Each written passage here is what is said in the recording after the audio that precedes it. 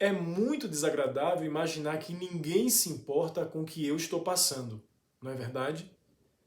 Agora, imaginar que Deus não sabe ou não se importa com o que eu estou enfrentando na minha vida é muito mais desagradável.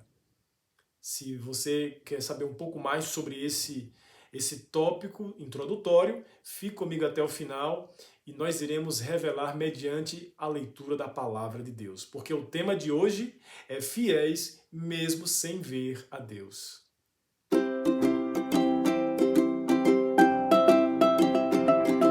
Bem, quando a gente pensa em responder a essa questão, na nossa mente vem o relato dos exilados em Babilônia. Quando Deus permitiu que o seu povo fosse levado para o cativeiro babilônico. E lá, em algum momento, eles imaginaram que Deus não estava dando a mínima para o que eles estavam enfrentando.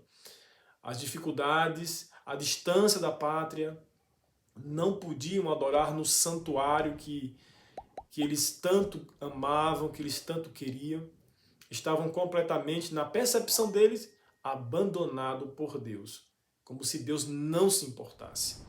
E eles pensaram assim, e Deus, sabendo dos pensamentos, ele levantou um profeta messiânico, o profeta Isaías, e esse profeta escreveu para eles, no capítulo 49, versículo 14 e 15, que Deus não os havia desamparado.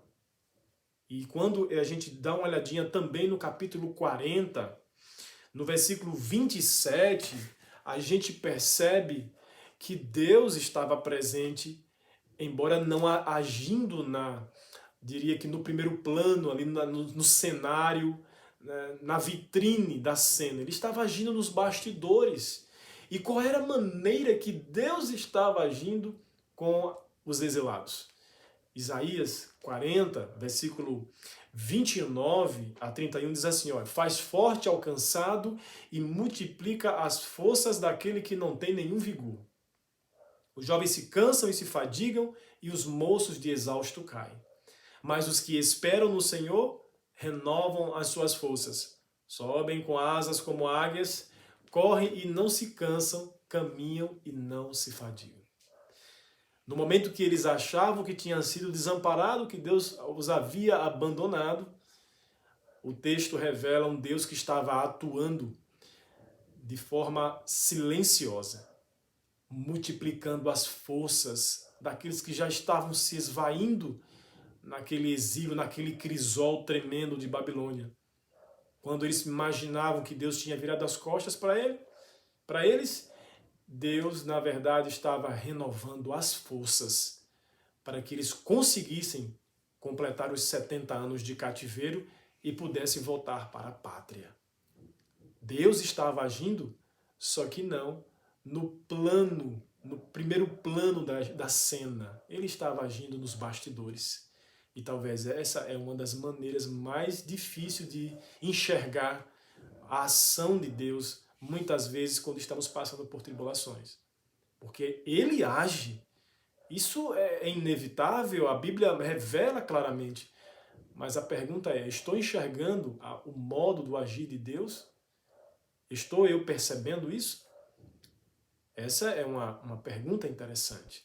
Bem, quando a gente observa também a experiência de Esther, ali quando houve um decreto de morte para todos os judeus, isso já depois do cativeiro, alguns anos depois, já sob o domínio dos medo-persas, Esther foi colocada em uma posição onde em algum momento Deus iria revelar para ela a razão pela qual ela estava ocupando aquela posição.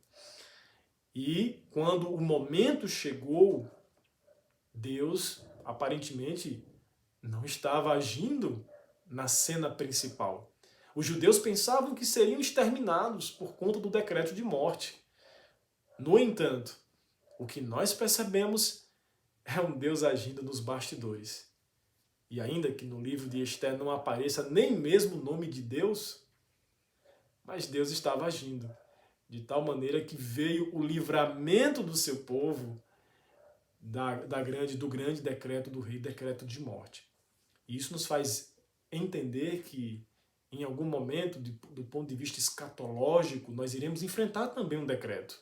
O povo de Deus que viver no último período da história da humanidade vai enfrentar um decreto de morte.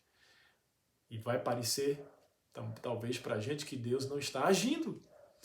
Mas Ele sempre age. Talvez não na cena principal, mas Ele vai estar agindo com o seu povo, sustentando, animando aquele que está fraco, renovando as forças daquele que já não tem nenhum vigor.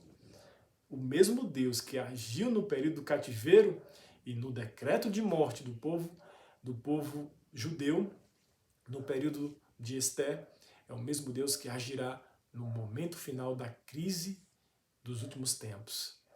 O que mais importa nesse momento é estarmos ligados a Ele. Conecte com Cristo, receba dele o seu Espírito e você estará preparado para enxergar Jesus agindo nos bastidores da história. Que Deus te abençoe e que te dê uma ótima quinta-feira repleta de bênçãos ao lado dele.